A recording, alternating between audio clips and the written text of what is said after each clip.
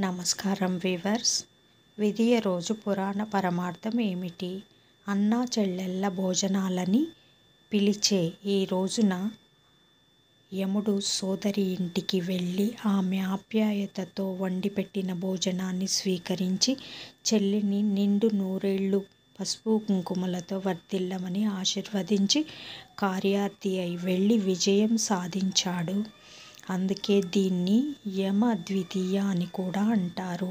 సోదరి చేతి వంట తిన్న సోదరుడు కూడా పరిపూర్ణ ఆయుష్షుతో సుఖంగా జీవిస్తాడని యముడి ఆశీర్వాదము.